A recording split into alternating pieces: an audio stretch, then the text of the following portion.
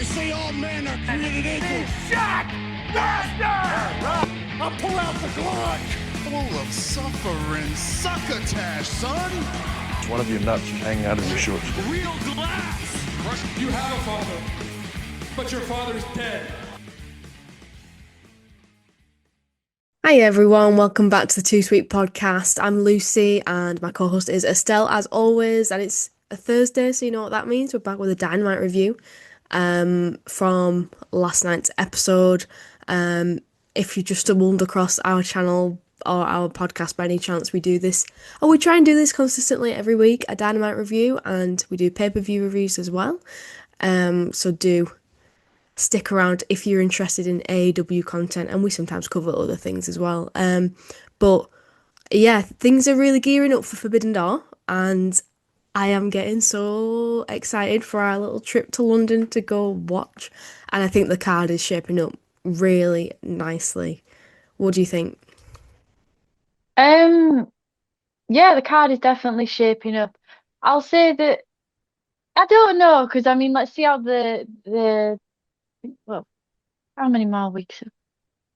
We've got literally two more weeks, but that week of not All In, Forbidden Door, sorry, they're going to be doing a show in Glasgow, so Yeah.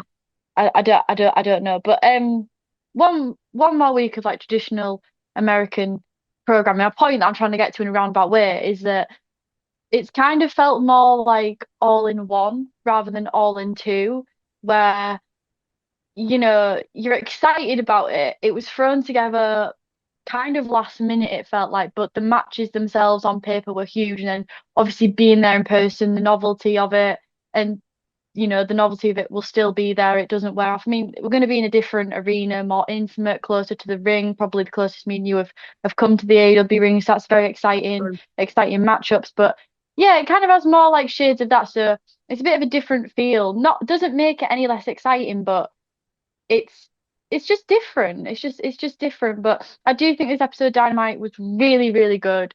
Huge fan of it, and it definitely really zoned in on Forbidden Door, setting up matches, setting up feuds, and really hyping up the live crowd and crowd at home, as it were. So yeah, I'm in a positive mindset about it, for sure.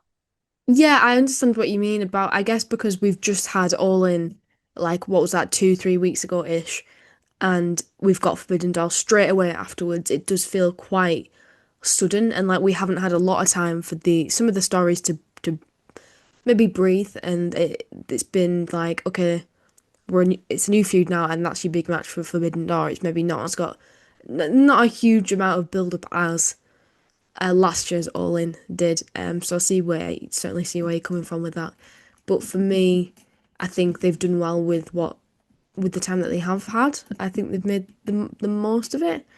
And just like you say, on paper, some of these matches just feel really big and genuinely very exciting. And I agree with you. I thought this week's episode of Dynamite was brilliant. I was really entertained all the way through. I thought it went really fast. I thought all the wrestling matches were great. I thought the story beats were great. Yeah, just overall very positive. So yeah, looking forward to talking about it. Yeah, and I don't mean it in a bad way because like All In One was phenomenal and it doesn't matter really. Like it's just a bonus having those great stories building up and Yeah, hyping you up with the excitement. Um, but when you're there, and especially like next week, I think we're just gonna notch people more. And when it's in Glasgow, the week of, I'm really excited to review that because we haven't been able to review a UK based show because we were actually at the UK based only shows they've done so far. So it'd be really interesting to maybe no, I don't think we did watch the I was gonna say we watched maybe the collisions, but the collisions were in No, the collision last year was in the UK, wasn't it? But I don't think we got round to watching it 'cause it was like yeah. literally the day it was in Cardiff, right? And it was the day Yes, before All In, if I remember correctly. yes, that's right. Because I remember us talking about it and sort of talking about how it would be logistically impossible for us to make it to both. Um, but yeah, I think we were already in London and we couldn't review it. So it's always really fun, isn't it? You know, the obviously the pay-per-views, but just the like weekly programs with international crowds, they're always very excited and the atmosphere is great. So yeah, that'll be fun to review. Yeah. And the Scottish crowd is particularly Yes. amped up. But I imagine a lot of people be traveling up, and it's nice that they're doing one at the top end of the country, Yeah. one at the bottom. Yeah, absolutely. Might be easier for people if they can't afford to go travel down to London. They live in the north of England or in Scotland, at least they've got that option to buy a nosebleed ticket and travel to Glasgow. I will say as well, it's kind of related, but kind of not. But I was looking back last year because me and Lucy were gonna go for like an extended like city break weekend, soak in the vibes. Yeah, just soak in the vibes and just have a good time together. But I was thinking, don't you think it's mad? 'Cause I was trying to we're trying to plan out the stuff we're gonna do on our visit to the capital city of England. Um, and last year we really hit out the park. We did a vlog. We went to Mhm. like Camden Market, went to the Go like a watch the vlog, museum. guys. It was great, and we're planning it out. The first day I was thinking like, what did we do? We fucking went like the Saturday, and then the Sunday was all in, and then we just went home like on the Monday, and I'm like, there's no wonder like I felt so fatigued and hungover from like all the Mhm. adrenaline because Jesus Christ, like that's crazy to me that we did that. I feel like maybe it's a getting older thing as well. Like I need to be eased into this shit. People were arriving the day of, and like people who arrive the day of and like go home. And I know it's a money thing as well, and anywhere you can get there, anywhere you can see the show, but. Wow, I could not do that. I couldn't even go the day before. I need my break. But don't you think that's crazy that we did that? Like, can you imagine doing that Yeah. this year? No, I mean, I can't. It's so We need to bad. prepare, My memories. emotionally prepare. Yeah, I know, right? It's like we have that time to decompress in the hotel and like get our Yeah, bearings and shit. yeah. Yeah. Um, I hate the fact that my memory's so bad because I can't even remember like what we did the first year we went. Obviously, last year's a really vivid memory because we've got the vlog and I go back and watch that sometimes. So I literally couldn't forget about that. But it's so difficult. I can't remember what we got up to. Obviously, I Well, the remember the first show, but I don't remember anything apart from that. the first year as well, it was very chaotic because there was a massive train strike Yes, on and bank your holiday train nearly weekend. got cancelled, or it did get Yeah, cancelled, didn't it? because why the fuck would there not be a massive fucking train strike on bank holiday weekend when everyone's off and doing stuff? So yeah, my train got cancelled, and the only train I could get that day was like an hour's time from me getting up. So I had to rush to the train station, did my makeup on the train. I'm not that person. I'm a very put together person, so that was chaotic. We got And there. confirm. Oh, it was just awful. It was so warm as well that year. I remember it was humid. Yeah, and we I think we just went to the Airbnb, then we walked around London and we pretended to be moths and we were just walking towards any Oh, light that that's was it. bright. Oh, you did. Yeah. Is that when we went to the sushi place? Oh, the Yeah, we got sushi. We had a catch yeah. up because we hadn't seen each other in a while. We walked around London, we had a few cocktails. No, we had sushi. We went to the Airbnb. We went to the concourse of Wembley, bought our merch, Oh which shit, yeah. highly advise doing that. And Did I'm pretty do sure the that. O2 will have merch on the day before. Because when I've been to events at the O2 before, that's happened. So we're kind of staying near the O2. So I think that's something we might try and We're do ready again, to just to factor that into our plans. put queues down. Yeah, so we went to the concourse, then we went to the City of London, had drinks, walked around, were little tourists. Then the next day we just got up, travelled to Wembley, had a meal, went to Box Oh, Park, saw the show, went to Mackey's, read about CM Punk and Jack oh Perry, man, what and a then time to got be alive. we got a bus back in like a dodgy part of London. It was very scary. And then Yeah, we you got bring it all back, back. slept for like probably a few hours, woke up and just got an M&S sandwich and went on the train back. Yes, I love how That's insane. you got a very good memory. But now that you're saying that, I also remember all that. Yeah, it's very, yeah, I suddenly do remember it now. And it's funny because it all sort of bleeds into one, doesn't it? Like, especially now that this is like the third time we're going to go, it's all going to become Yeah, really blurry. But yeah, there's very distinct differences between the first time we went and the second time. Yeah, mainly being the second time around, we were a bit more organized and we were there on the Friday. We made a full weekend of it. We were a bit more organized and yeah, it, so much fun both times, yeah. regardless. And we'll definitely be vlogging again because, it's great for the channel. It got great engagement last year, so definitely something we're going to do again. But also great for us to immortalize um these these trips. So You know what? I love yeah. romanticizing my life. I love vlogging and filming stuff and making little videos. It makes me feel like it just makes the memory so much more vivid. I'm just like, hell yeah. Other people might not watch this, but I'm gonna watch it and enjoy it. So yeah, you guys But have that to looking forward to. yeah, and let us know how you do like your wrestling show travels, like if you're going to a pay-per-view. I feel like Americans are just hardcore though. They'll drive for like 10 hours and be like, it's no big deal, and then drive Yeah, back that night or something. So, it was so but close to me. yeah, It was like a 4 hour drive away. I couldn't not go. It was so super close to my house. And in the UK, we're like 4 hours. You drive like halfway across the country. yeah. And let us know if you're going to All In, like what your plans are. Not All In, fuck me, Forbidden Door. Sorry. If you're going All to right, we knew what Forbidden you meant. Door or Dynamite, let us know. Let us know any touristy shit you're doing for ideas. And yeah, I think we'll jump into the show now. So opened up with MJF. This was a great thread throughout the whole of the show.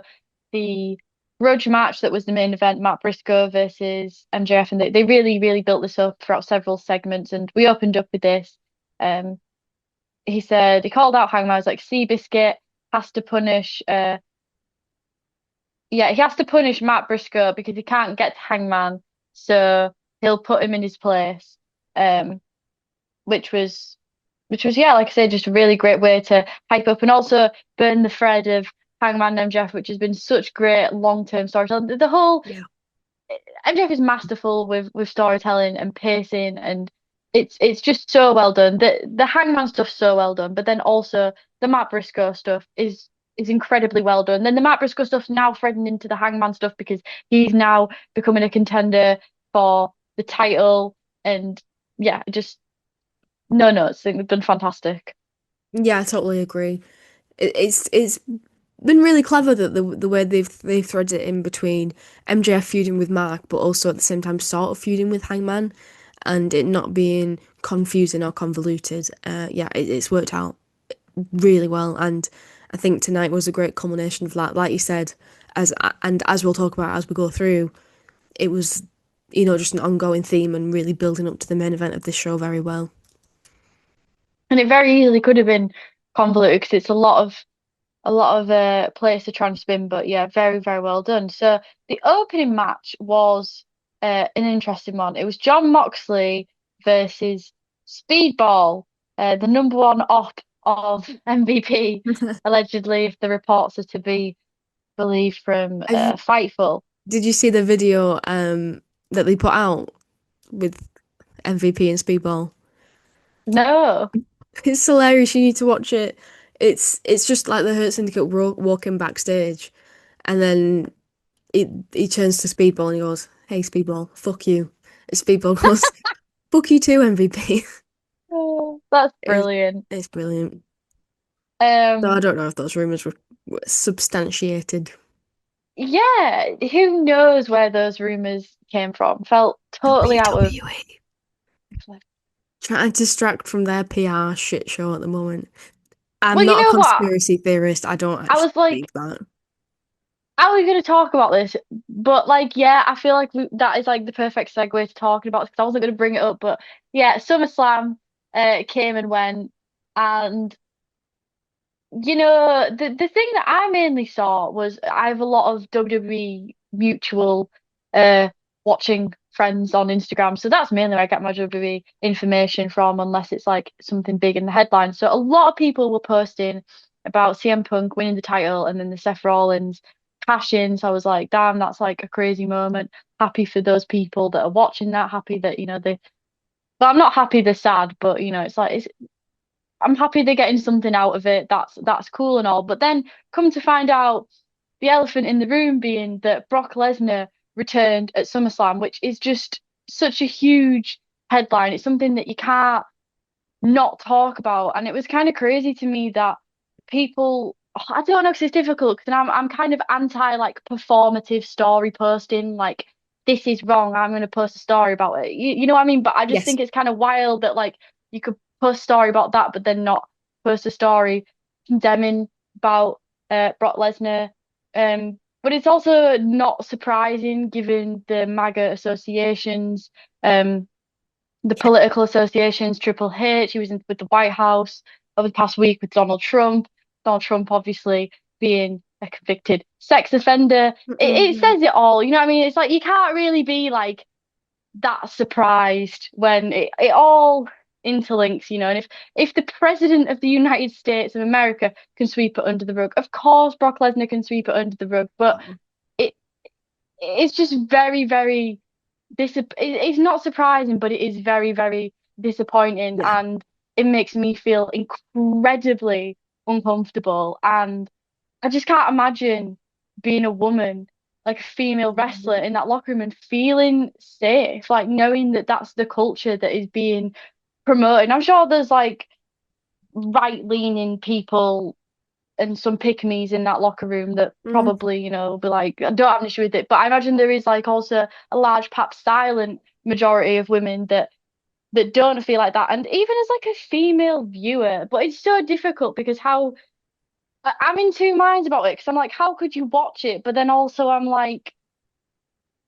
I don't know. Like, I do understand people have like emotional attachment to the product, and you know, they're like, well, the whole show isn't Brock Lesnar, and they were posting about other stuff. So it's just it's not a tricky line in him being there. He shouldn't fucking be there, point blank. It's disgusting, but it is tricky, like being a consumer and like Yeah. where do you draw the line? I feel like, sorry, I am going to finish. I feel like I'm like writing a paragraph.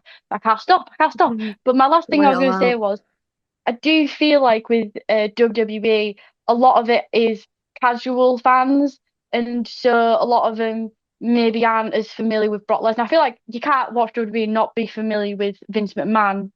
I feel like that's quite notorious and definitely reached headlines, but maybe they're not as familiar, maybe they're not as invested in the product, so it doesn't really impact them as much. But Yeah. it's just crazy because then like you've got people in like Twitter threads and Reddit threads being like, well, innocent until proven guilty, and like jumping through hoops to like defend Mhm. him because they can't stand to criticize the product, the cult of WWE, and that is just fucking insane. So yeah, that's my thoughts on that. Yeah. Yeah, absolutely. I mean, obviously, I completely agree with everything that you said. I think that WWE now, since the Netflix deal, are trying to capitalize on the casual fans and the mainstream appeal, and it's all about moments now. I think they've literally That's said that true. it's all about the going viral, how many views we've had on social media, and all this.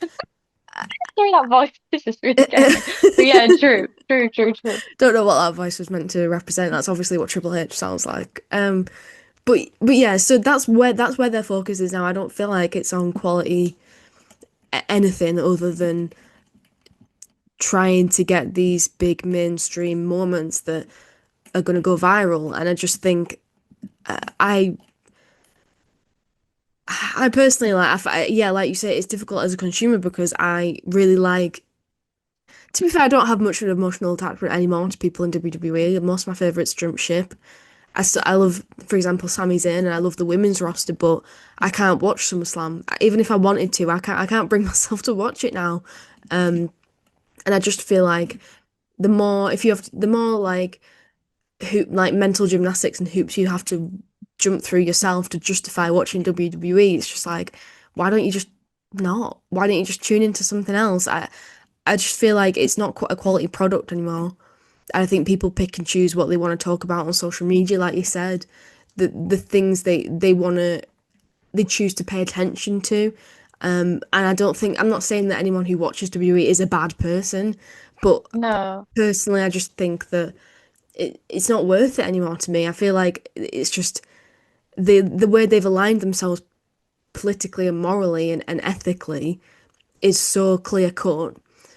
I just personally find it really repulsive, especially when then Paul Heyman goes and says something like, you can't cancel Brock Lesnar, ha ha ha, and it's like a big joke, and it's just like it's not a fucking joke.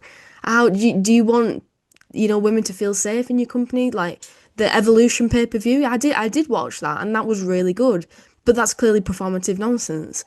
Well, obviously it was because of so many reasons that I don't have time to go into, but do you know what I mean? It's just ridiculous. The whole speaking out movement was it just so evident that there's a lot of performativity in wrestling and usually putting the boys over and being friends with someone and a male being successful in wrestling is always more important than women or children, God forbid, feeling safe and being safe. So yeah, it's it's abysmal.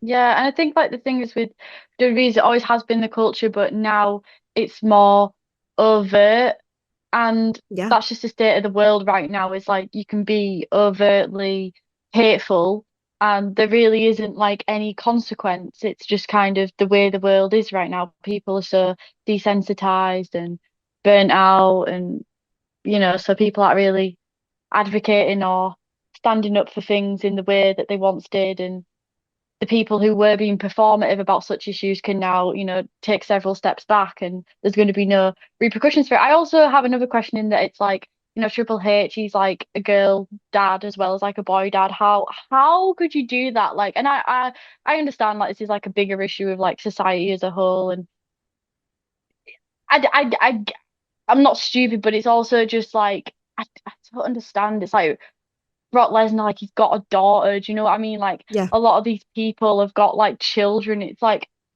It well, clearly there's some kind of disassociation, separation there. yeah, but it's from the point of view people backstage, they're probably like, I never felt unsafe around Brock Lesnar. He's a lovely guy. Maybe, Yeah, probably, because that's what these people tend to say in situations like this. But I don't understand it from WWE's point of view from a PR perspective because clearly they knew that was going to cause lots of controversy and like the Vince thing, they tried so hard to sort of ignore that lawsuit and pretend it never happened. Like Triple H got asked about it yeah, in press conferences and he was like, I don't know anything about it. And it's like fucking bullshit, but okay, we'll just sweep past it like it never happened. So it feels like with bringing him back in this way, it's almost deliberately being like poking the bear, like, look at us being controversial, aren't we? So edgy. But then that feels like they're acknowledging it and bringing it into the public attention, which I don't know why they would do that. It just doesn't make any sense. And it's just, I know that people, you can argue with the wall whether Brock Lesnar is a bad person or not because he's named 40 times in that lawsuit. Don't fucking read that lawsuit because it's the most harrowing thing you'll ever read. It's disgusting. It's truly disgusting. Vince McMahon is a sick and twisted person.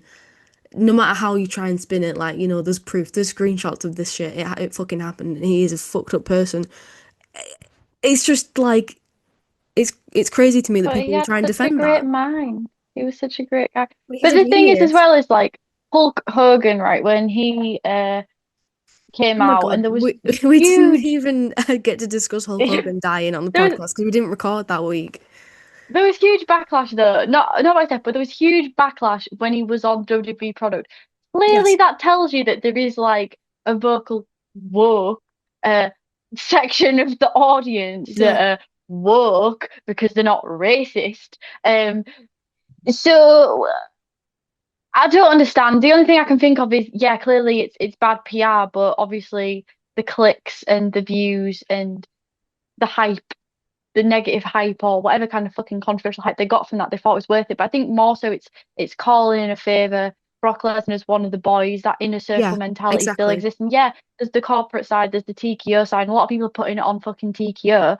But I actually think a lot of it is the Triple H locker room boy culture, Yeah. which is like we stand by people even if they're wrong. And also with Hulk Hogan, it's like hilarious because like there's always a footnote with these people, like, oh well, Hulk Hogan, even the people that wrote captions about Hulk Hogan on fucking Instagram were like, it's a shame he did all the stuff, but he did this stuff too. No one wrote like a wholly positive caption about the Yeah. fucking man. Well, And if you have to start a eulogy or like a tribute with no matter what you thought of him, or whether you loved him or hate him, or variations of such, you know that person was a fucking piece of human trash. Yeah. And also, I just want to Never say, in the can of worms. Brock Lesnar guy, does anyone remember him? He's a fucking loser. What a fucking loser that guy is. I think this is the first time I've like properly called someone out on the podcast. He is a fucking loser. Brock Lesnar guy, True. get a life. You were on TV for about 3 seconds 10 years ago, and you're still riding the coattails of that, and you think you're some sort of celebrity. You're not. And also, your favourite wrestler is a sex offender, so maybe get another personality trait. And also, I wanted to, but this isn't related to the Hulk Hogan stuff because Hulk Hogan stuff we could talk so much about, and I feel like we I just need thought to Hulk put, Hogan too. yeah, just compartmentalize that, compartmentalize the Brock Lesnar stuff. But I do just want to say as well with SummerSlam, another thing that I noticed was the amount of influences, especially close to the ring, is kind of Crazy. crazy to me. Like, Just there's this what I'm one saying about it TikToker being this viral thing rather than a wrestling that's thing. quite big, Max Banglid or Not Banglid. him, no way. Yeah, so he was there with like his parents, but he was literally like one row away from the commentary What desk the and he was hell? filming. And I really like him. Like I don't have any like heat with Max. He seems like an absolutely lovely guy, but it's like I've never seen him post about wrestling, never seen him talk about wrestling. I'm sure he liked it as like a kid, as most like millennial Gen Z kids did in like the Ruthless Aggression PG era. That was like quite a spike for wrestling in the UK. Obviously Attitude Era as well, but that's like a bit above our generation. Uh, but yeah, it was like my mum's reaction to Logan Paul doing this, and I was like, this is just so weird. Like, That's the most random oh, it's just person ever. so like weird. I don't know, and it's like you just know like how expensive like the tickets are to be so close, and the Yeah. fact that like a spot's being taken up. I get but it's like PR, and that's the nature of the business and influencers, but it just WWE at the minute is just a carny, it's a carnival, and it's just you know what they say. Don't complain about the clowns when you went to the circus. So I'm not going to the circus. So I'm not Exactly. going.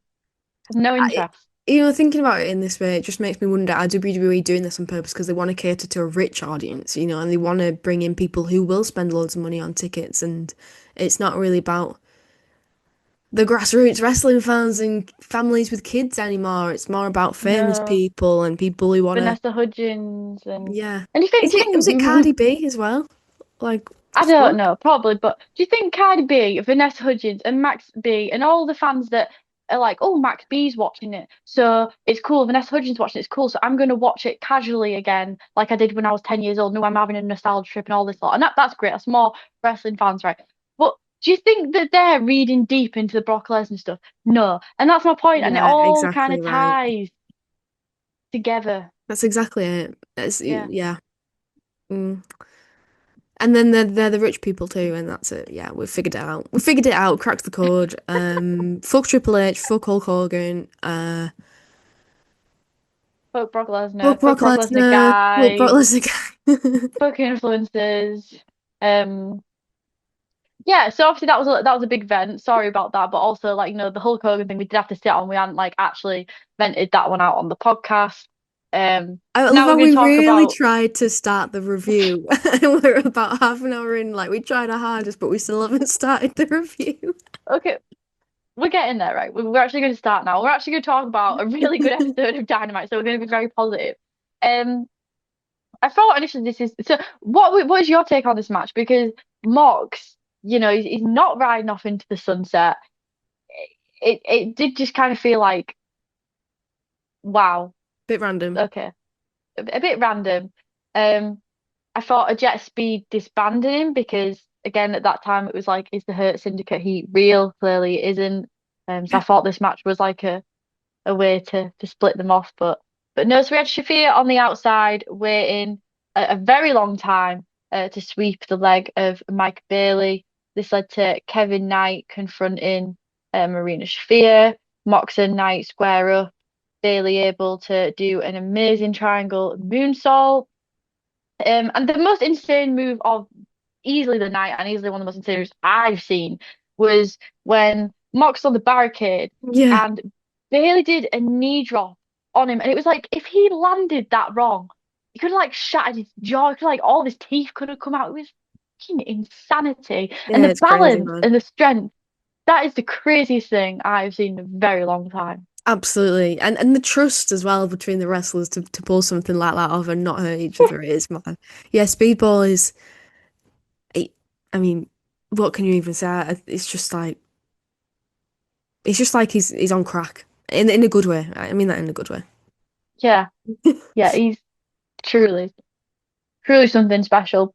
Um, and then we had the shooting star press into the cross armbar, breaker. Mike Bailey was then lifted up by Mox, but he reversed it back into the crossarm breaker. We had some rapid roll-ups, the knee drop, but Yuta was able to grab Bailey, which enabled Mox to kind of turn the tides, the big boot, and then a pin, which he then kicked out of. So then, it's kind of like, well, the old Death Rider stick, the turning the tides. Uh, Bailey's clearly the better wrestler in this match, but he's not going to win. But then the randomness came through even more of the derby. Well, not random because they've been running this for a while, but it just always feels like such an assault on the senses seeing Darby just come out with what That's appeared to be, I believe, a chloroform rag on Yuta. I believe. yeah, well, yeah, because he kidnapped him, didn't he? Yeah, that I feel like that's just the aura of Darby Allin. Very jarring, very much out of nowhere. You don't expect him. He does something very strange. He's not capable of being normal. That's the thing about Darby Allin. Yeah, no, can't be normal at all. So then there was an attempt at a pinfall, and Gigi Katami, crossarm breaker. Uh, the kickouts, and then Mox was able to lock in the Bulldog, Chuck, and the Death Rider for the win. So this was kind of like I would have really liked to have seen Mike Bailey win this one, especially after Darby had been able to distract Yuta. But I understand that if you're trying to build the Darby Mox program, you don't want Mox being completely weak. You need to Hmm. kind of protect him a little bit. And at the start, I just think, oh, the Mox stuff, I'm so tired of it. But then seeing how Mox and Darby are playing off each other, I'm like, actually. It's kind of like when he did the rematch with Hangman, where I'm like, it's not necessary, but there is gas in the tank, and Hmm. the crowd really do hate Mox and want to see him get beat up, and the crowd really love Darby Allin, so it's like that's wrestling 101. So as much as I do feel a bit fatigued by Moxley, I'm like, okay, there is gas left in the tank, and if this is going to be the send off for, I hope, a hiatus and a rest. Um, okay, it works. I quite like the way they're doing it in that, like, it's sort of like Tom and Jerry, like, they're not really properly fighting. It's like they're chasing each other around and pulling pranks on one another and stuff. I don't know if you saw on Collision, Darby, like, try to basically murder Moxley by, like, throwing him down a fire escape, which was quite humorous. But I quite like the chaos of it all, and I'm looking forward. It's making me anticipate the violence of when they do properly face off one on one, and I hope that it'll be like a street fight or something similar. It'd be pretty shit if it wasn't, but probably just jinxed it. But yeah, so I'm just looking forward to the depths that they're going to take it to, with that, and I quite like the way Oh that, God, they're gonna murder each other. yeah, I know. Oh, As a sicko, I can't wait. But I think it's been effective actually. I know I was advocating for Moxley to, take a fucking vacation, bro. Go away for a bit. But I think that going straight into this has actually worked. To an extent, I feel like I like the chaos of it, but if we could see more of Darby, like even like hear from him, like hear what his motivations are, sort of thing, like that would probably make it better. But um, yeah, I've been quite entertained by it all, and I think that Moxley, I think the way they played it out was Mox said he was really angry, demanded a match from Dynamite, and Speedball was the first to accept the challenge. So Mm, I feel like that worked. And to be fair, I really enjoyed this match. I thought it yeah. was good. I liked the clash of the two personalities. And just to round off on the Derby stuff, I think it's really good because it gives Darby an obstacle to tackle because clearly he's entitled to something in the world title picture, and him doing that with Mox is gonna enable the other stuff, the Hangman stuff, the Mox stuff. Not Hangman, I meant MJF, the Hangman, MJF, Briscoe, potentially Swerve if he decides to step back up, Osprey when he comes back from his temporary injury and rest. Yeah, there's a lot going on. But also, if Darby's coming back, I really, really, really hope, and maybe you do this a bit more towards the end of Hangman's reign, Orange Cassidy comes back because he Oh was my the God, first yeah. one to challenge the Death Riders and step up against John Moxley. He is so entitled to, at the very least, a world title program, and I would just love before because he is, he's not young. He's Orange Cassidy. He looks very young, but he's not. It's an illusion. He's quite old.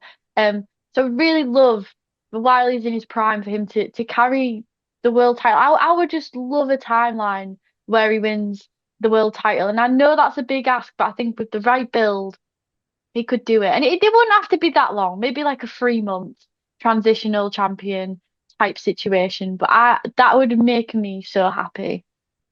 Yeah, I totally agree with you. That would be brilliant. That would be very poetic. That will be brilliant. It will happen.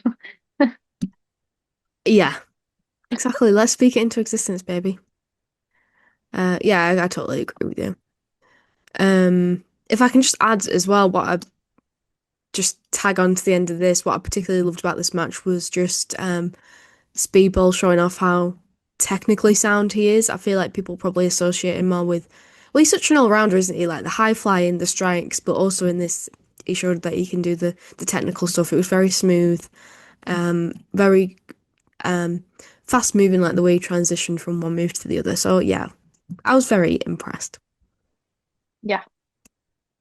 Um, then we had Renee with Alex Windsor and Tony Storm talking about their respective upcoming matches. Tony Storm's match against Athena um at Forbidden Door, nearly said all in again, and Proud of Alex you. Windsor's match that night for the four-way that would determine who would also be in the further four-way at Forbidden Door. These two have really great chemistry together. Tony Storm, she needs a Brit, clearly. She needs a Brit to bounce off. She's not into Yeah. blondes anymore, she's into brunettes. But I thought these two had a little chemistry, a little something there. So I liked their affiliation. Yeah, it was funny. It was funny. It was definitely entertaining. Everything Tony does is.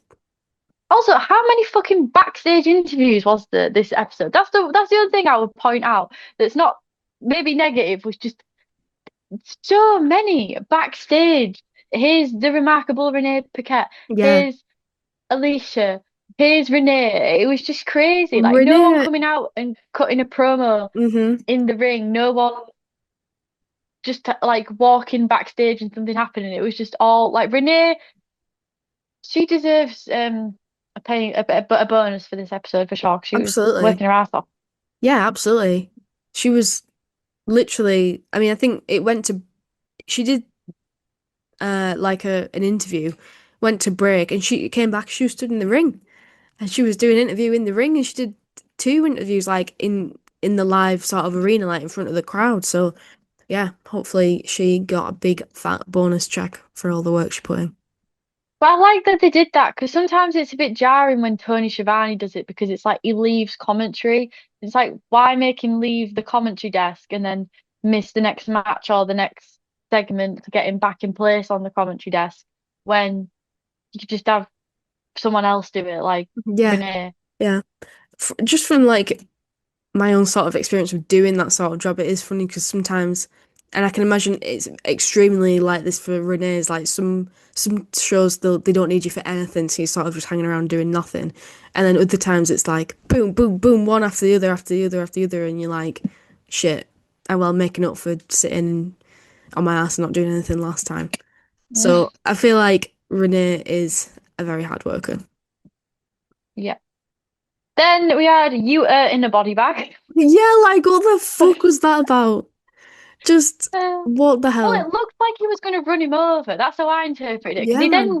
he was in the car and he drove off because the rest of the Death Riders arrived.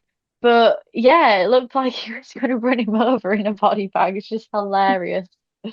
So it's just so extra. I love that about it about Dynamite is and all of AEW programming to be fair, it's just like you never know what's gonna happen. Something completely out of pocket could be just around the corner and you have no idea. Yeah. This was very unhinged. So he had the Forbidden Door sticker on his head stapled. So yeah, clearly some kind of challenge, whether that's going to be a multi-man, whether that's going to be against Yuta as representative, or whether they're pulling the trigger and we're going to get Mox, Darby, some kind of violent street match. Because it is kind of Mm, that's kind of what I missing that. assumed. I don't think they have that on the card yet, a violent casket match or however form they're gonna take it. Yeah, So yeah, I think they definitely need that, and those two will definitely deliver on the violent certainly. front. Definitely. Then we had Renee greeting Right. Money, who had just arrived, and she was gushing over the All In match that she'd had, and Money says, "Don't be such a mark," and walked off. That was very, very funny. Love her. Only she only she could get away with doing that to Renee. Then we had the TBS four-way, who's going to go against Mercedes, the interpromotional four-way, because there's also going to be representative of CMLL and Stardom. It's kind of funny though, because there's been a bit of criticism online about Forbidden Door because of the kind of monopoly of the indies and just how strong the partnership is with AEW, New Japan, Stardom to an extent, and CMLL. It's not really what it used to be years and years ago. It was like, holy shit, this person's in uh this pay-per-view. But it's funny because I read a comment online. It was like the forbidden door is the fact that they're not letting anyone from outside AEW in, and that made me laugh. Because it does kind of feel like that. And it was so funny the roundabout way they've done it. Like, yes, Athena versus Tony Storm. It's fucking huge, but they're like, interpromotional, guys. Interpromotional. It's not though, is it? It's really not, but I like that they tried to pull that one. The clutching at straws, but yeah, we sort of mentioned this last week, didn't we? How it's not really a forbidden door anymore. It's more like a wide open barn door. But I feel like is that a bad thing? I feel like it's a good thing. I think it's a good thing. And I think the Grand Slams of like the fact that they did the Grand Slam Australia and the Grand Slam Mexico, I feel like that kind of replaced it because that feels more, I don't know, like more mixed and more diverse. Even though those shows were representing AW stars, I feel like that I don't know, I just But feel more like that had diverse. more of the Forbidden Door feel. I feel like after this Forbidden Door, they should maybe retire it for next year until like the climate changes because it's just a bit daft, isn't it? It's just a bit daft. Mhm. Yeah. When you think about like what that term meant, and it's not that anymore. It's just a name for a pay-per-view. It's just like a gimmicky name. Yeah. Yep. So Alex Windsor versus Queen Aminata versus Billy Starks versus Sky Blue. So there was lots of dynamics in this match that were fun to watch. The fraught kind of alliance between Alex Windsor and Aminata obviously, and the fact that now Tekla is part of the Toxic Triangle, so there's beef with Sky Blue. Billy Starks is there being preppy, trying to prove to Athena that she's got what it takes. Also, it's very fun because then you had Tony Storm and Athena on the outside, and then it all kind of mixed together, but in the best possible way. Yeah. it was just really cool. And again, it didn't, there's a lot of plate spinning, but it never felt muddied, it never felt convoluted, and it never felt like there's too much going on. It was perfect. That's exactly what I was going to say. I liked the way that Athena and Tony played it so that they got to further their story without distracting from the women in the ring or without making it all about them or Yeah. taking any attention away from the match.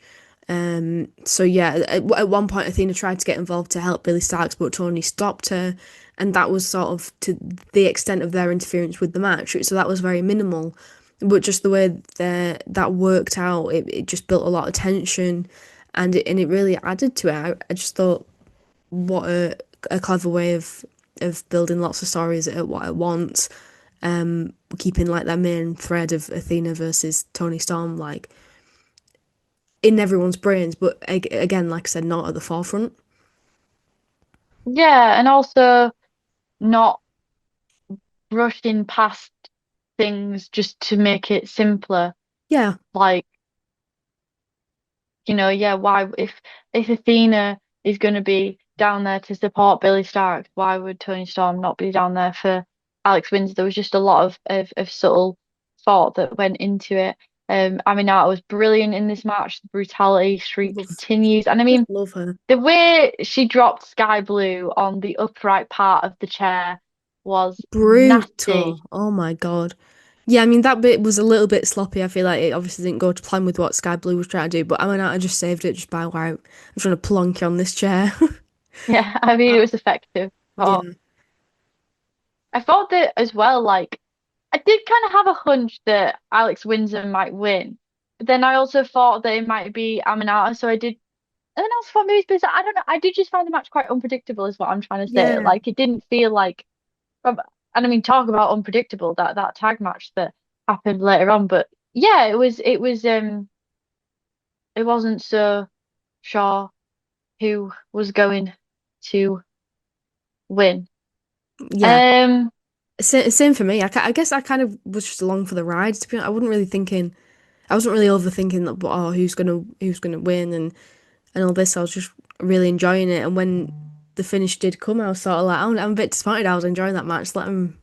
Let's go for longer. Not even that it was a short match because it wasn't. From what I remember, I had quite a good amount of time. But yeah, I was just really enjoying it. It was very, the way that they worked the dynamic with the four of them was that there was no like rest breaks. It was all go from the beginning. I felt like they were really going balls to the wall with dangerous spots and things like not holding back.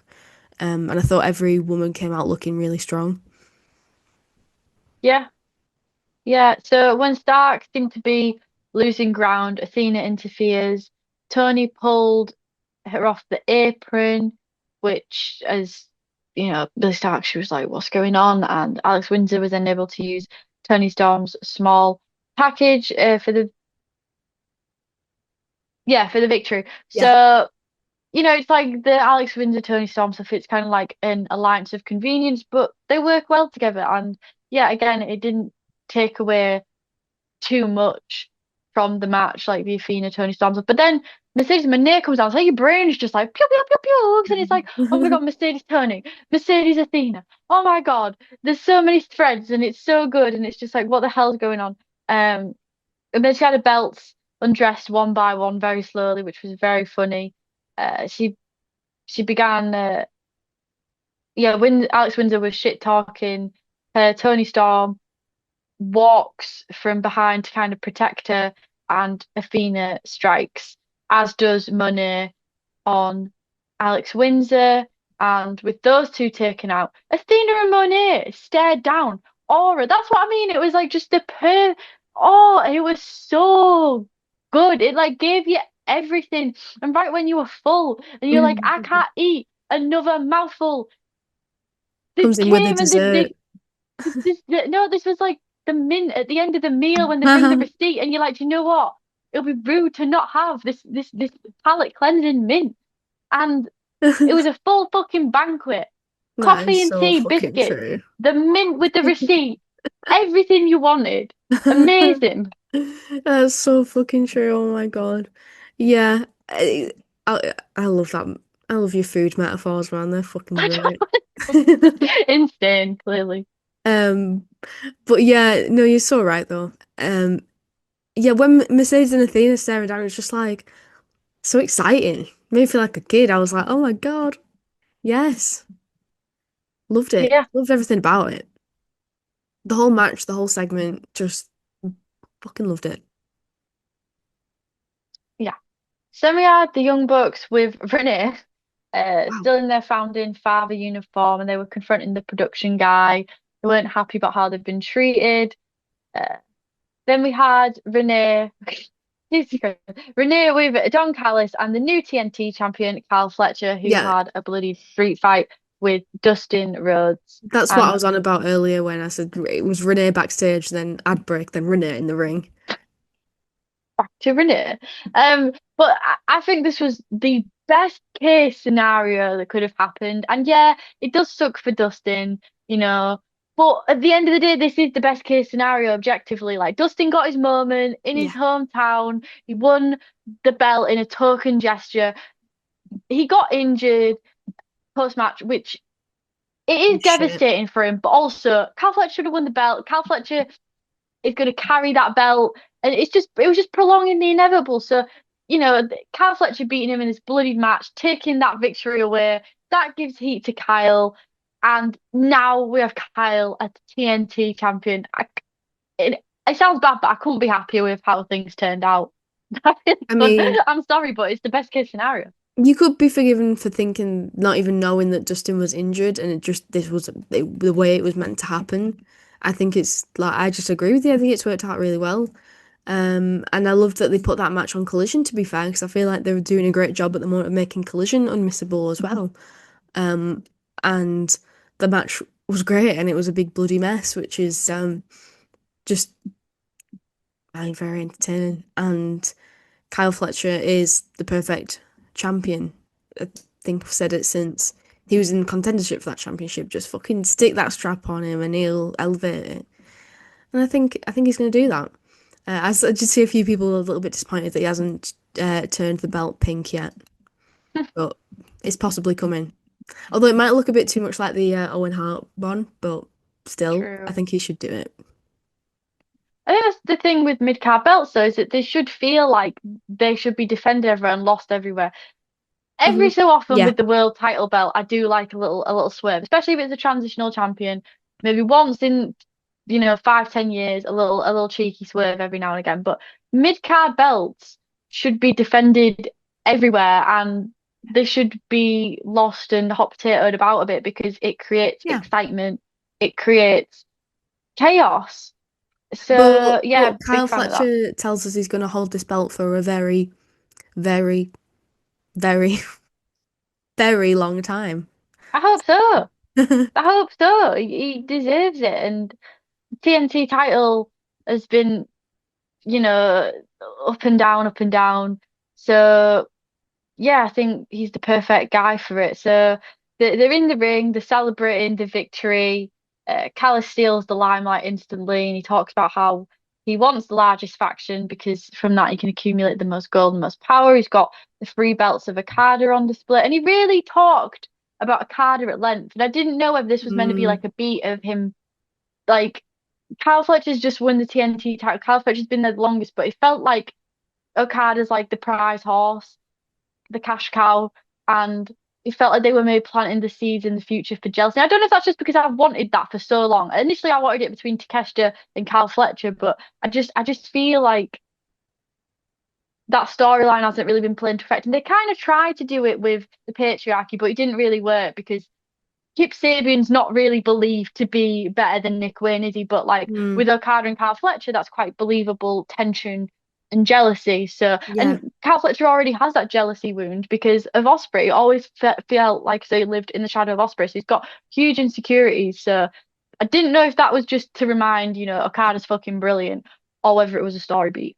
I agree with you, and I wish I wrote it down, but I didn't now. But there was something that Kyla says specifically that made me think that feels like that's going to come up sometime in the future, and Kyle Fletcher's going to be like, "Well, you always liked Carter more than me because of this, blah blah blah." And I'm really annoyed at myself that I didn't write down what he said because I did the same thing as you, and I was like, I think I'm just reading too much into this, but I think I think there's something in this. I think we're on the same wavelength. I think we are correct, as usual.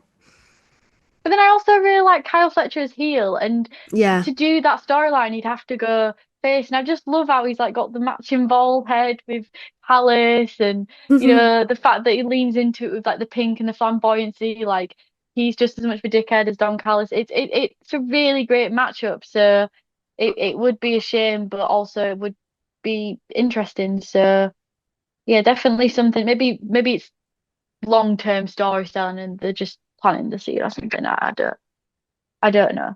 Um, yeah, Cal Fletcher talks about righting the wrongs and writing off Dustin and Adam Cole, and Callis then edges Cal Fletcher for the painting, which is Yeah, what the revealed to be, fuck was that? Like, that was really fucking weird, weren't it? especially given like the sexual nudity and nature of the painting. It was very graphic, and it's like Don Callis is like stripped down buff. He's like holding the belt around like a naked body of Kyle Fletcher. Yeah. It implied things. It It was, implied this things. whole segment was very sexually charged in a weird way. Yeah. Yeah. And he will defend the belt on Saturday. And also, it felt like as well the pose. I don't know if this is just something I noticed, but the pose. I know it's the pose Cat Fletcher does, but it felt very Randy Orton-esque. And then the fact that He he was looks talking like about Randy writing, Orton. the fact that he was talking about writing people off felt like, is this TNT run going to be like a legend killer inspired thing where it's Mm. not just about fighting people, it's about writing people off, and that's going to be like part of his character arc. Yeah, absolutely. I think that's a really good point, especially because considering it, he's just won it off Dustin, who is presumably put on the shelf in that really brutal match. Lots of people would say that's a legend killer moment. Yeah, the pose that he did was very Randy Orton, and he looks like him in the fact that he's bald and he's got the tattoos on his arms. Like, yeah, there's a lot of similarities there. So then I'm all right to move on. Yeah, Anything move else? on. No, Yeah. So then we had Alicia with Kerr. Uh, so he's going to go against Stoke next week. And if FTR intervened, the restraining order is over. So yeah, not many notes. Like I'm not really into this, but me it's either. fine. It makes sense. It's pretty predictable what's going to happen. Like he's going Mm. to get Spike out probably, and then FTR are going to run down and save Stoke and. And he's gonna be like, "Ha, I got you, bitch. Lol, gonna attack you now." It's pretty non-offensive, but yeah. Yeah. Um, so then we had the EVP satirical entrance of the Young Bucks. The screen did not fully lift. They did have their old EVP music on, but yeah, the screen wasn't fully lifting. Justin Roberts did a literal announcement and read out the parts that were clearly directions, and the pyro went off, but it was like gunshots. There was no money, so pretty pretty entertaining. Max Then and they had a really Jeremy. shoddy Max and Jeremy, and then a shoddy entrance of a ringtone. Well, the commentary were just loving it. Still, like it's like a ringtone, and then Taz was like, "It's like an ice cream truck," and it just was like hilarious. Taz was like, get it off. So yeah, this was the Young Bucks against the team of Brodido, which sounds like a dinosaur. For the match against FTL, which will be the finals to decide who will go against the Hurt Syndicate at Forbidden Door. Yeah. Yep. And it felt like And walking in quite predictable, right? exactly, yeah, that's what I was gonna say. It just felt like, yeah, the Young Bucks are gonna win, and it's gonna be FTR versus Young Bucks. And like I said last week, I'm not thrilled about that. But well, that's not what happened. Yeah, these two, well, these four, should I say, were a great pairing because for Adidas, the crowd loves to love them. Both guys are super hot. Put them together, boom, you magnetize that. And the Young Bucks, people love to hate them. Yeah. And also, it's fun because the Young Bucks kind of got this like limping, whimpering, pathetic dog thing going on at the minute. Yeah. Um, but I feel like they kind of won sympathy because Brody King is like big and strong and was like, not to say Bandido wasn't, but it felt like that was kind of the force they had to overcome. Hmm. And I don't know, that kind of led because it's like a bit of like David Goliath Yeah. naturally. I don't know if this is making sense. Basically, what I'm trying to say is like they're meant to be like the No, it heels, is right? making But sense. you kind of empathize with them with like within like the dynamics of the match. Like if this match was on mute and you didn't know who, you never had watched AEW before, you might not have identified them as like the heels, I don't think. Yeah, I think that it is sort of, they're not going out into the match and doing traditional heel things, are they, really? They're not cheating. They are genuinely trying to wrestle to like win the matches because they've kind of become desperate. So they're like pulling out all the stops type of thing. So in that sense, yeah, they're not being traditional heels, which has the potential of garnering sympathy for them if you sort of f forget the reason why they're being treated that way. Um, as yeah, I think yeah, definitely agree with you. And I think yeah, Brody King just looked brilliant as usual. Bandito was on a mad one as Oh, usual. The amount of air he gets on like his jumps and shit is just fucking abnormal. It's yeah. crazy. And the But Bucks did a especially great how job of bulky he catching is. him too. Yeah. Yeah, because he's not a How little guy. He's not a little guy. I no. think that means he gets more velocity. Um I feel like what the Young Bucks are doing right now, though, is like the reinvention is, and I mean, time will tell as to whether this joke kind of runs its course and, doesn't work out. But it feels like kind of what Chris Jericho was trying to do of poking fun at it to try to like be cool to then win people round, only that Mm. didn't work out. So it feels like a similar thing, but I do feel like this has more of a chance to land. It just depends because obviously they lost tonight, so it depends like what feuds they go on from Hmm. here, who they go up against, lots of things. But yeah, I feel like they're doing a pretty good job of it. And the Bucks, this match was incredible. It was amazing. The Bucks always on fire, and they looked so sleek tonight. That stunner on the floor to Brody in particular really stood out to me. Just great stuff. Um, Yeah, the Bucks were just pulling out the greatest hits tonight. It was so the match. so fun. Sorry.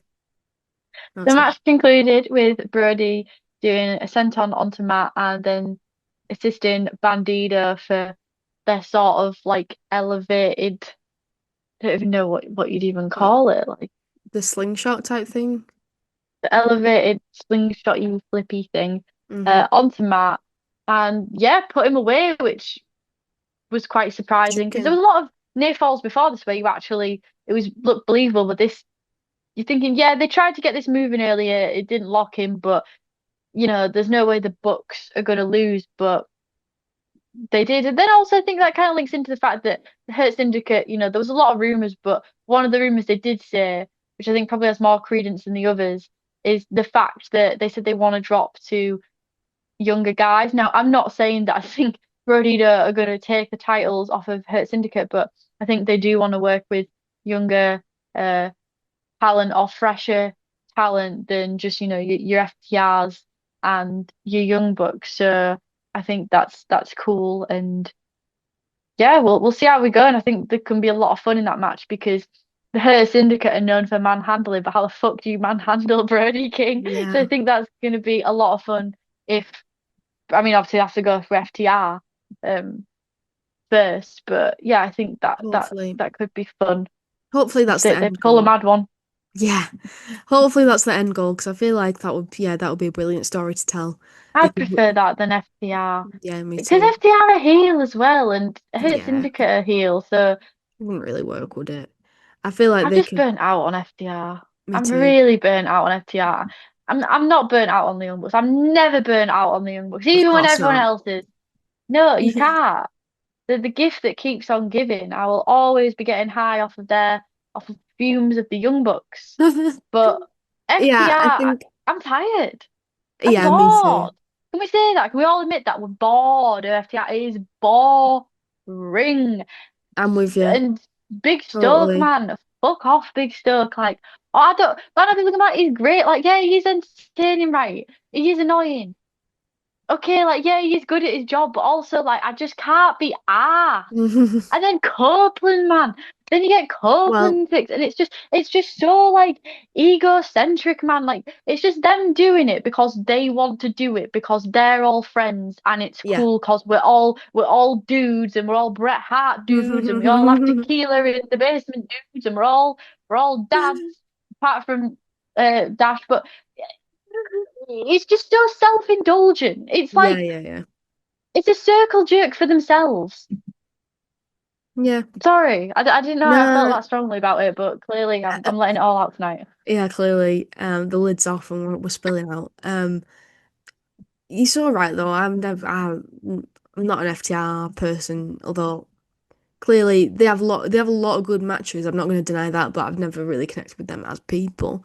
I thought you Just loved FTR. no, man, I no. thought Well, you were an maybe. FTR girly back in the day, like NXT, and then when they Oh came yeah. to Well, AEW, I thought you were high on them. that's because I fancied Cash, but I kind of got over that. I don't find him that attractive anymore. So yeah. What was I gonna say? Fair enough. So yeah, I feel like they're not gonna win because I feel like they've got cope stuff to deal with. So then I feel like Brodido can have a really good story with Hurt Syndicate where it's like, whoa, it's their biggest challenge yet. And I think that'll be interesting. Uh, yeah. What was I going to say? I don't know. I got derailed talking But about FTR hair.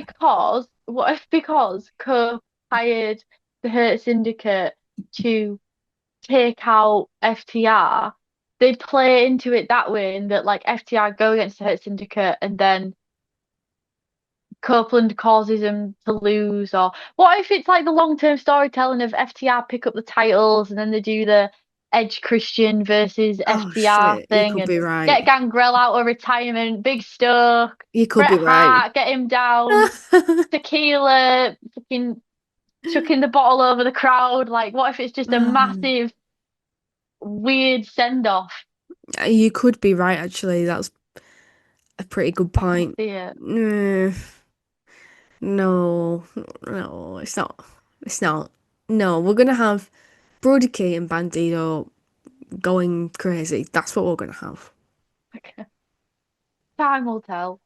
Um, okay, so Brilliant speaking of match the though. Hurt Syndicate, Absolutely yeah, brilliant match. great match. So speaking of the Hurt Syndicate, we had Renee with them, and she asked what they thought on Procedure. MVP, he hypes up both teams, and he says whoever we will be against will be all too happy to hurt them. MJF comes in, he's like, we just need us talking to Montel because he didn't get to past week. Says we just need us to work on winning the title. MVP's like, there's no I in team, babe.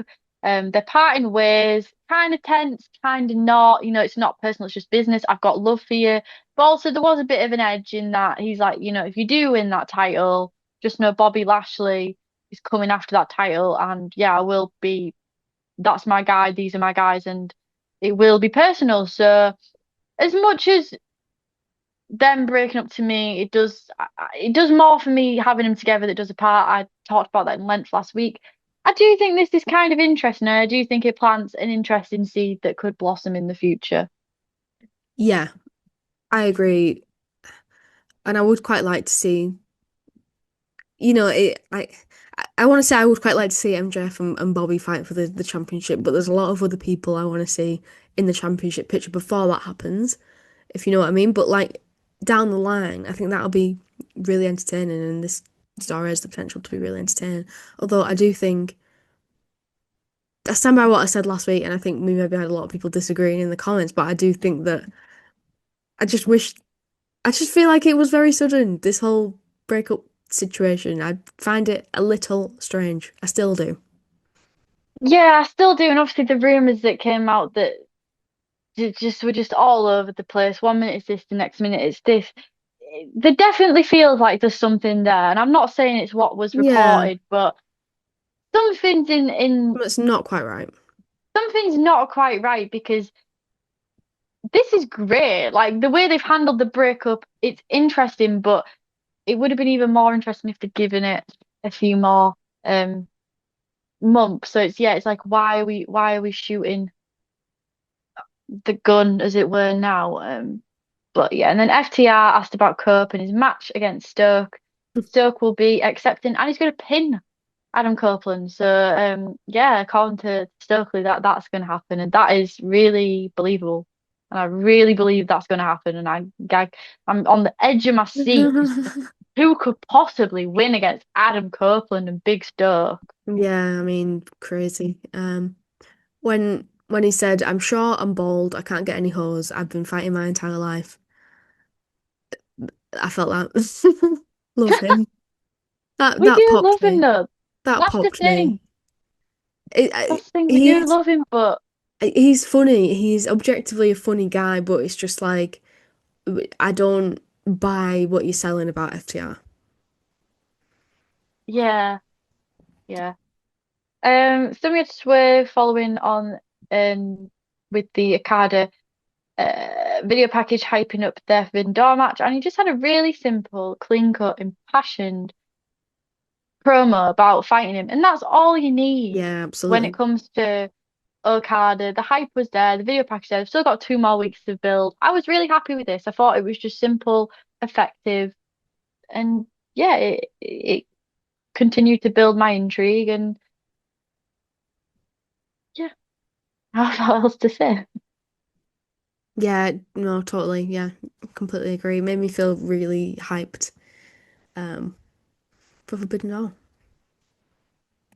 Yes, and we had Matt Briscoe with Alicia. He said MJF will pay for his sins tonight. It's quite funny because there's just absolutely no selling the fact that this is his girlfriend. Um, Yeah, Hangman Hangman comes out when it's mentioned that Matt Briscoe could be put in as a contender in the future for the world title, and he sincerely wished him luck, and that was a very sweet moment. And again, continuing to build the threads and build the intrigue to the grudge match. yeah, yeah. Hangman basically said like, I hope that you do challenge for the title. Um, which I think may be significant going forward given the ending of the main event. But we'll get into that when we get to it. Then we had Aminata with Renee, um, who started to speak to her about the four-way match, which was kind of nice. It's like, oh, Aminata like getting some promo time, but it was very short, and then she got cut off because this was just a build-up for a collision match. Which, if I'm being nitpicky, I do wish like she would have had longer to kind of just speak and just connect Yeah, with the crowd because definitely. it's not often that she gets. I mean, she gets screen time to wrestle, but she doesn't really get that often to like do promo on Yeah, uh definitely. the main show. So I would have liked that to be long. But Willow interrupts, and this was all very bizarre. Willow, she's like, "You did well, and we're going to go after Sky and tackle it on Collision." Not bizarre, that logical, makes sense. Um, that then inserts herself, and she's like, "Oh, women, girl power, love that," and everyone's a bit Being uncomfortable. condescending. Yeah, Willow gives an ultimatum and she's like, I'm not buying this. And then Stat throws confetti or ripped up I have paper no idea what the hell that was. and just walks off. I don't know if I've missed something really important. Like, I don't know, but I was very confused. Yeah, the exact same thing went through my head. I was like, what the hell is that?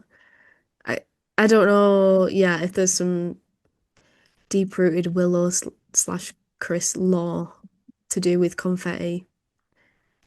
Don't know. But yeah, I didn't quite get that. So we finally get to the main event of the MJF versus Matt Briscoe grudge match. Can you define to me what is a grudge match? Oh my God, don't even get me started because like sometimes you'll have you like all the all-ins and pay-per-views. Aren't they all grudge matches?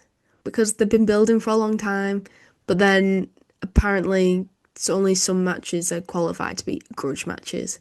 I don't know. I had the same thought process. I prefer I prefer the term a lights out match, as in this match has gone so far, this feud has gone so far that AEW Dynamite is now stopping, Over. Yeah.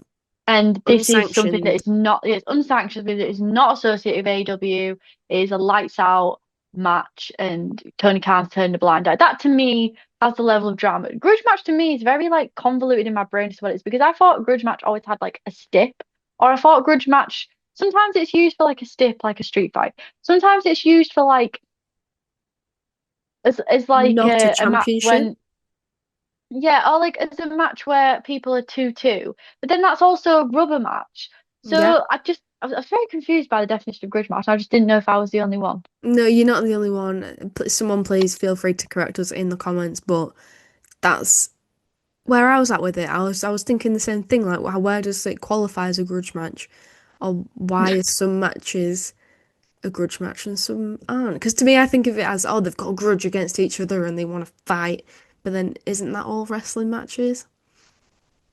Yeah, yeah, just a bit bizarre. And then because it was called a grudge match, I was expecting high violence. And to be honest with you, I don't think they went as far as what I was ex especially with all the build up throughout the night. I'm expecting these people to like murder each other. Mm. And that isn't really what we got. But I don't know if that's because that's still to come. And I think it is Yeah, to be still to fair, come because this was probably. kind of a fucky ending. I think that MJF needs to get his comeuppance and Matt Briscoe needs to make MJF bleed. He needs it. I think if this is the end of the feud, that's kind of disgraceful, especially given we don't know if it is the end of the feud, but if it was hypothetically the end of the feud, I think it's quite disgraceful, especially all things MJF said to him. I think he needs to to get his revenge on Max.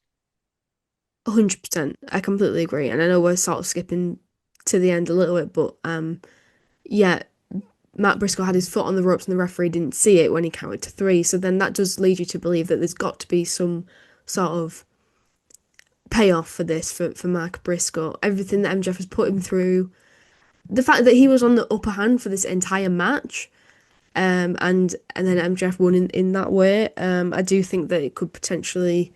Do you think that maybe it'll be end up being a triple threat like Forbidden Door, Hangman, MJF, I'm Matt thinking Briscoe? I'm thinking a cage match in the Oh, future because if MJF thing is he keeps running away, yes, yeah, that is so maybe a true. three-way cage match because Matt Briscoe's earned the right. Um, Yes. him and Hangman can still sort of have a fight. It could also be Hangman trying to. He's now around violence, so he's got to like battle his own inner demons of not letting himself go too far, and then Max can't run away, so that would I'd be love my that. chosen step. Yeah, totally. What a genius idea that is. Fucking book it right now, Tony Khan. Because we had that in this match, so repeatedly Max would run away, he would play possum and then right until the last possible moment and then move so that Mark, was left like, on the top rope being like, what the hell? Um, that was throughout. And I thought the story they told with that was really, really good. Um, so I do think yeah, I think cage match, brilliant Or idea. Go on, what? maybe if you want to do a one-on-one, you do a dog collar match because Yes, then you I was really just can't get thinking, away. I And the was thinking the Briscoes, same. very renowned for that dog collar match of FTR. So I was that just would be a thinking great that. homage to Jay Briscoe because then you could be like, this is for my brother as well, and it would really pay homage to him and their series of matches, and I'd really enjoy that route as well. Yeah, 100%, But I need some 100%. payoff. Is the conclusion. I just need Yes. some payoff. Yeah, Foaming for blood. yeah, MJF needs some comeuppance for being a chicken shit um throughout this entire feud. And but then it feels like it's intertwined now with Hangman, so I do feel like Hangman has to be involved somehow. Yeah, I really like this match because Matt Briscoe's coming for Max straight out of the gate, but Max is also pent up, and it's not just because he's pissed off about Matt Briscoe, because being real, he doesn't really give a fuck about Matt Briscoe. He's just like, he's just a little fly, he's got a swat in his mind. Yeah. He's really pissed off and venting because of all the Hurt Syndicate stuff, and then he's Hmm. funneling that into Matt Briscoe. So I thought that That's was so really true.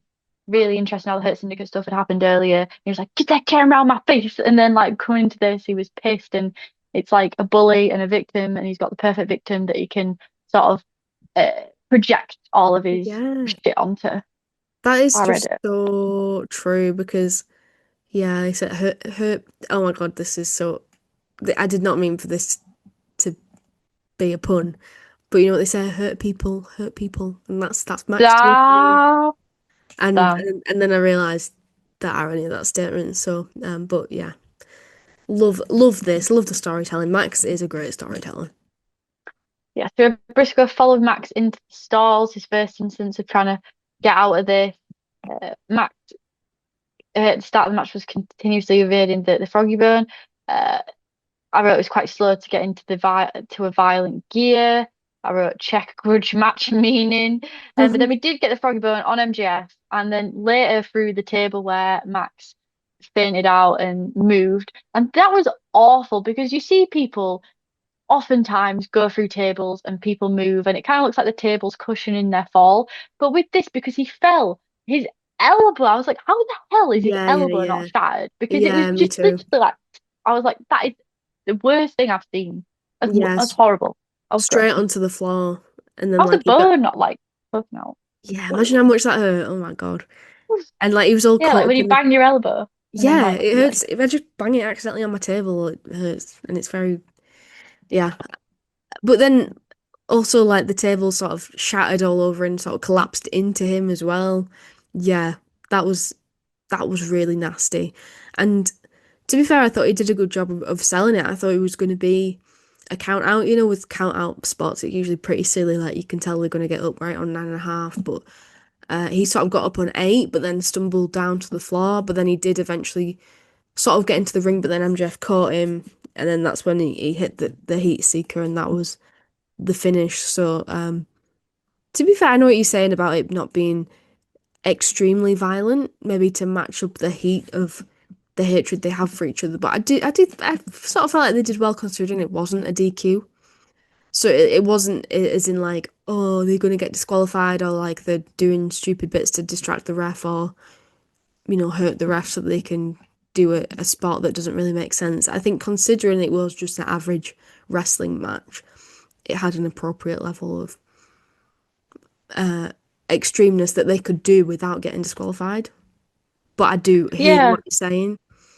Yeah, I just thought going into it, this was the final match. I think that's where I was Yeah. coming from, and then the build up. But then, as the match went on, then seeing the finish of the match, I'm like, actually, okay, makes sense. I see what you're doing here. So yeah, he had his foot on the rope, and it was a bit daft though, because like, why is the ref facing the complete wrong way Yeah. to smack the mat? That's so fucking stupid, bro. The whole point of the ref is that, oh, fair enough if the ref's being distracted or the ref has been taken out, so he's disorientated and he's, people do that normally when there's a fucky finish. Not that the ref is completely facing in the opposite direction. That is so stupid.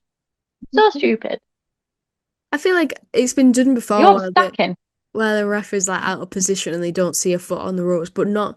It felt very stark. I think just the way they did the angles and the way he was literally just facing the entire wrong way, made it a little bit silly. Nobody does that. No Just one does that. Bryce Remsburg, do your job properly, my dude. My It's all biggest your off. fault. Um, so yeah, then Max was able to beat down on Briscoe. He had the ring on. Hangman comes down again. As noted this last week, I find it very refreshing seeing the champion come down and being a vigilante for justice rather than for just violence for the sake of violence and almost being like an authoritarian, like dictator style world champion. It's so He's refreshing still seeing staying Hangman come out. absolutely, and he's still staying true to himself and his values and his beliefs. It's like having the championship hasn't changed it, and he's still doing the same things that he would have done with or without the championship. Yeah, so Briscoe gets bloodied up. Hanger not letting Max get away, but he does end up unscathed because he avoids the buckshot.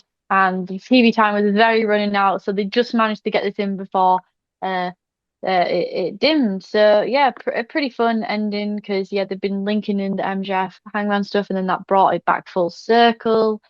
And yeah, clearly this isn't the conclusion to what's going on. So yeah, I'm excited to see where this is going to go next. And I really enjoyed this week's episode of Dynamite. Completely different to last week. I know a lot of people did enjoy it, maybe but me and Lucy we just found it a bit off, a bit weird.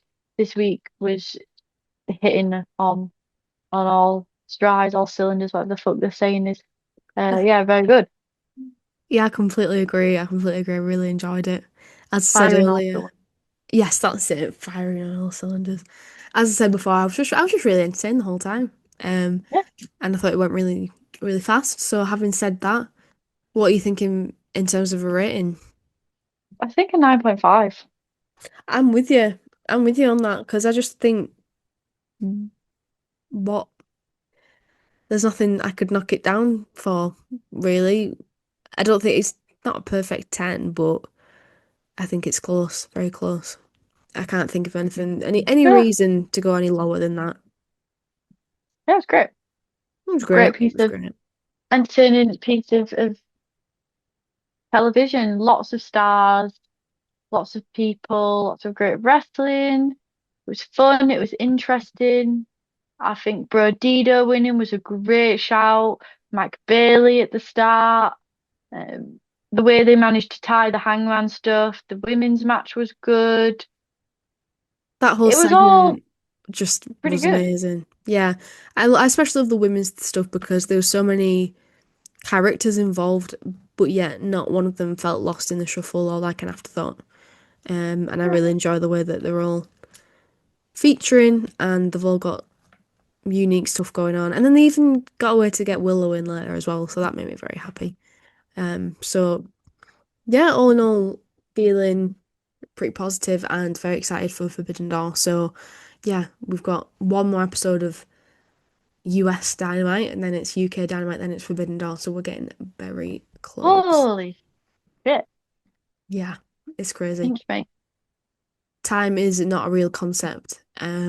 But to make sure you don't miss any of our reviews for those various things, do hit the subscribe button or the follow button if you're listening on Spotify. I had a couple of people asking for on Apple Podcasts, and I was like, no, maybe we should do that. I don't know. Please let us know if you'd want to listen on Apple Podcasts. Maybe we can look into that.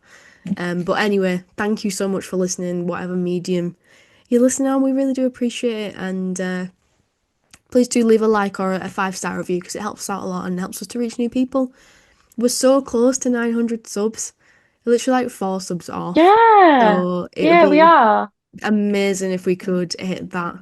For Forbidden Door, perhaps. I think we can manage it. It's not that many. So yeah, thank you everyone. Close to It's 1K now.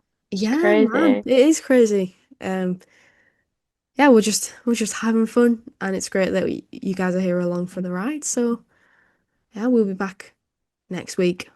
We'll see you then. I must bid you adieu, goodbye, you and